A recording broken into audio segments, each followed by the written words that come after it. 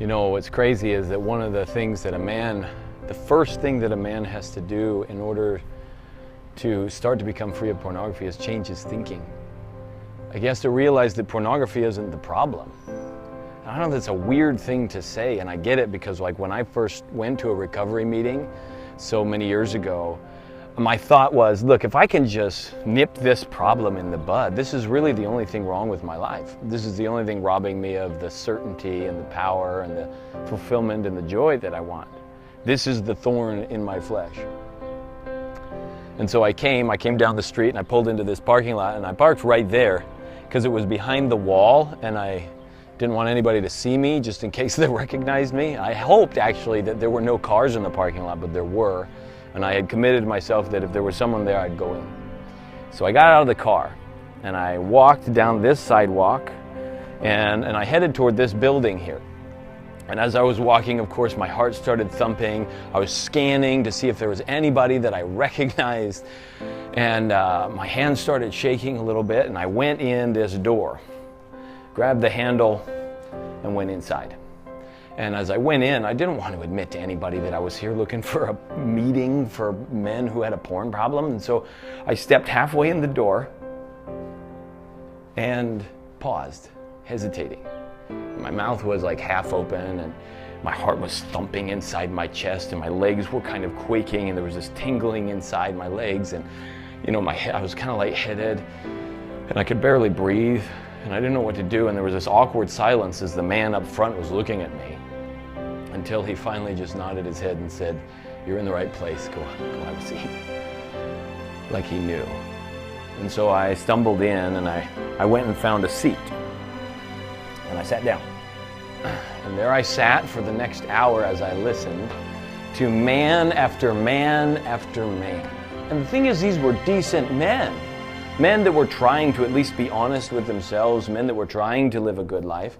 They weren't the deviants and the sex offenders that I thought attended these meetings. And they shared their own story. And their own story had the exact same struggles I had been dealing with for years.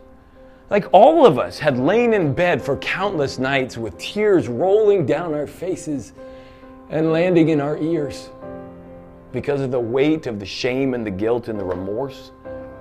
We had each fallen to our knees to pray to God, praying for some kind of forgiveness, and then found comfort, but then got up and then, like, the next day or the next week or month or maybe a couple months down the road, we'd gone back to porn.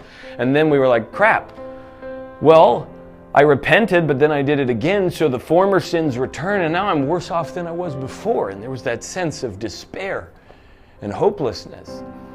And then there were all the broken promises we had all made to ourselves and to our wives, all the visits to bishops or pastors or ministers, hoping for some kind of guidance and some kind of help. But all they ever said was, you know, you're a good man, your sins are forgiven, don't do it again. And so then we had gone to look for coaching programs. And we had gone for asking for priesthood blessings. We had sought for therapists and counselors, all of us only to end right back into this same room looking for help because nothing was working. And so as I sat there that night, just taking this in, and this reality was washing over me, and I wasn't comprehending all of it. I wasn't noticing some of the patterns that even were present that night. I remember just this one thing stuck out to me, and that was that for the very first time since I was a teenager, the burden of guilt and shame that I had just been wearing finally started to shift. And it didn't shift because this program was the final answer. It wasn't. I still had to search for many years and work with other coaches and other training programs until I found the right set of tools to liberate a man, this man, and the men that I'm working with, from the clutches of addiction for good. But see, that night, the burden started to shift because I finally understood that I wasn't alone. I mean, I knew that it was a big problem. I knew it in my head.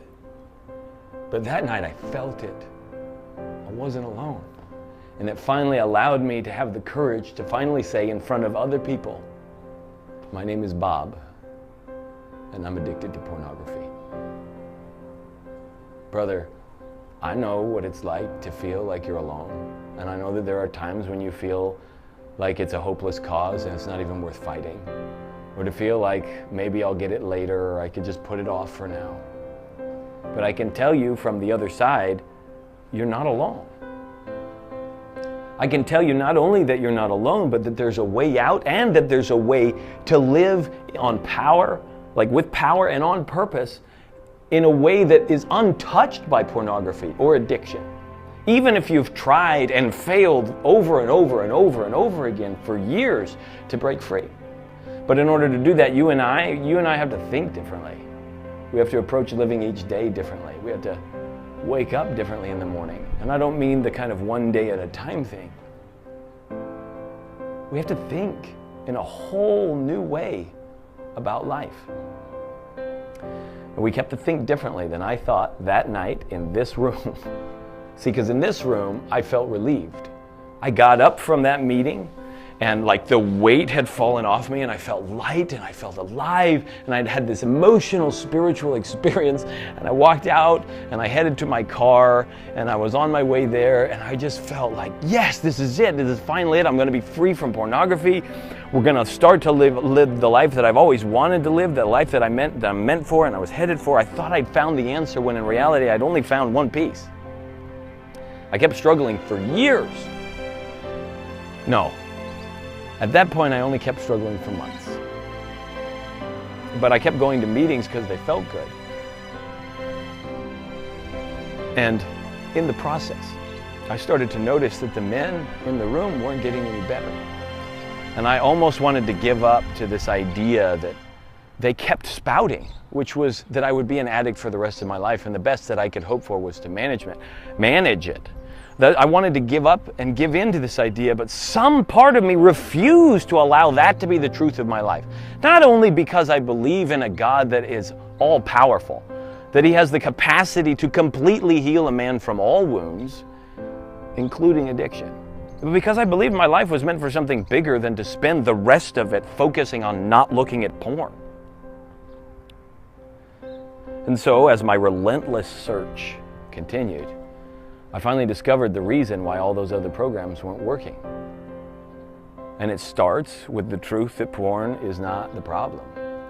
Pornography was the solution that you and I have come to solve a much bigger problem. And the reason we keep going back to it is because it works. It works better than a lot of the other stuff we've tried. You see, as a man, you and I, we go through life and we have our kids yammering at us, or the pets that need our attention, or the chores around the house.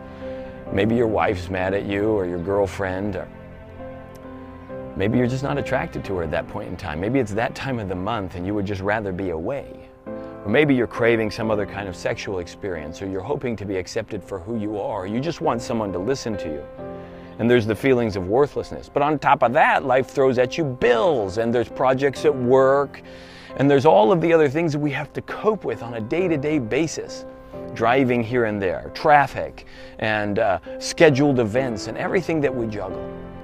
And in that process, we're seeking for a way to eliminate the stress and relieve ourselves from all of the problems that it's causing in us. We want to live a life that at least has some modicum of pleasure and comfort, rather than living this life that is difficult to live.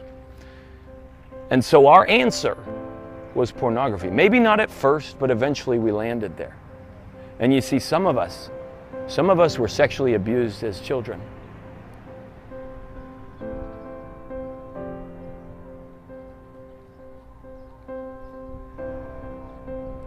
To have essentially what was a giant back then come and violate us in a way that was so personal that we had to deal with the victimization and the violation and the confusion and the guilt and the shame in some way. And some of us were just injured. And we used to be athletes, but now we can't do that anymore. And we're frustrated with life. And some of us are just dealing with diseases, or life is just uncomfortable for a whole other kind of reason. And so in order to escape, in order to mask the pain, in order to find some distraction that allows us for once not to have to look at that, we sought some way of sedating, some way of helping ourselves out. And the Band-Aid that you and I found was pornography. Some people go to adrenaline and they become adrenaline junkies. Some people go to food. Some people go to video games. Some people go to drugs and alcohol. There's all kinds of ways that we sedate, and you and I found pornography. And the crazy part is that once that high has finally worn off, once we've had our moment of feeling wanted, once we've had our moment of intense physical pleasure that allows us to feel alive again, once we've had our moment of feeling like we're in control, we get to click on which video we want to click on and fantasize about the women that we want to fantasize about. Once we've had our moment of excitement knowing that this is forbidden activity and we're getting away with it, we come back down and we still have the same problems that we had before. On top of them, added guilt and added shame because of what we just did. And that's too much to bear, and so some of us went right back to porn. And what's crazy is that we didn't see, and you don't see now, even though you think you do, that outside of that amount of pain, there is at least 10 times as much damage that is invisible to you in your life. In the relationships you have with your family, with your wife, with your kids, with yourself, with God and your faith, all of that undermined by your decision to deal with stress by way of pornography. And that's why the other programs don't work. They helped me to admit that I had a problem. They helped me to start to come to terms with what I'd done in the past and to start to mend my relationship with God in a way that I felt like I could at least connect with Him in some way. But they didn't teach me how to permanently erase decades of images from my mind so that they never came back to haunt me. I had to figure that one out on my own.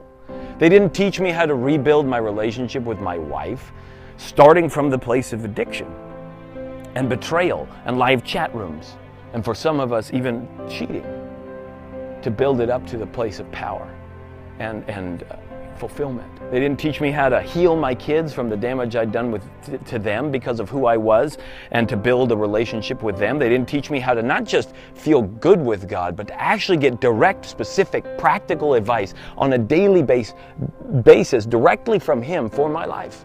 Guidance. They didn't teach me any of that. They didn't even teach me how to tune into my body and understand what it really needed, and to give me the tools to be able to manage stress in such a way that it didn't tear me down, but actually enabled me to build my life up. But all of those things are what a man needs in order to be completely free from pornography. He has to be able to release the past. He has to be able to re-engage with himself in the present. He has to be able to rebuild the relationships with the people that matter in his life. And he has to be able also to rediscover the purpose for which he wants to live. It has nothing to do with not looking at porn, but everything to do with what makes his life happy and fulfilled. Those are the steps. And that's the process I take these men through as we go through the phases of addiction, way down here in the pit, as we climb up this mountain peak to healing, and many men stop there. And some of them just set up a residence there and they look down on the valley below, happy that they conquered that climb. But that is not the point of your life. Baseline, zero, back where you came from, that's not why you're here on earth. You came to live for something, and that's another peak. And you conquer that peak by the habits that you built down here. Down here in the pit of addiction, you build certain habits with certain tools that enable you to engage with every facet of your life so that you can easily surpass healing and work your way to a life of meaning and purpose. Now, some of you listening, you're going to hear this and you're going to say, that's a lot of work. It's not worth it. And I get it. I know, like, if I had known how much work it was when I started, if I had known about the tens of thousands of dollars that I would spend, if I had known about the nights that I'd spent working on things and the number of coaches I would have to go to, I probably would have quit in the beginning. But you don't have to do that. I already did it. But if you still think it's too much work, then I'd invite you to just don't torture yourself anymore. Just stop watching this video and go back to the life that you already have. Continue doing what you're doing, knowing that it won't change your life because what you're doing now is giving you the life you're experiencing. But don't torture yourself anymore by hearing about the possibility of living a life like the one I get to experience. a life with a wife who's so deeply connected to me that I get to feel completely 100% accepted for who I am without anything to hide. That we are sexually and emotionally and romantically and in a way of friendship connected in ways that I could never have imagined years ago, that I couldn't even dream about when I was a kid. Is it worth it to have that? Is it worth it to be able to stand as a father or as a friend, as a leader, to be able to guide people to a place where, and empower them to a place of being able to handle their own lives? Not because you know something, but because you are something and you know you have nothing to hide. Is it worth it to be able simply to walk into a room and not be afraid that you're going to run into a piece of technology that's going to show you a picture of pornography, which is rampant around the world, and be afraid that that is going to drag you back down to the pit? Is it worth it to be able to live a life completely liberated? Not just liberated from pornography, but liberated to be able to do the thing that you were born to be able to do. And so if that's you, and you feel it in your heart, this calling, this opportunity, then all you have to do is click on the button. We'll get on the phone, and I'll take you through an assessment where you learn. We look at your life, and I'll tell you the things in your life that are working, and we'll want to keep those. And the things that aren't working, well, we'll give you some things that you can do to help to build those tools so that you can really work through not just healing, but all the way to power and purpose. Because right at this moment, there's a door in front of you. And you don't have to come through this door and go through those meetings that I went through. But if you want to be free of addiction, you've got to go through a door. You've got to summon the courage that it takes to let your heart thump in your chest, to let your hands shake a little bit, to worry about how it's going to turn out. And to grab the handle, open the door, and step through to a whole new life. And that door is on the other side of this page. All you have to do is click the button below, and we'll get started.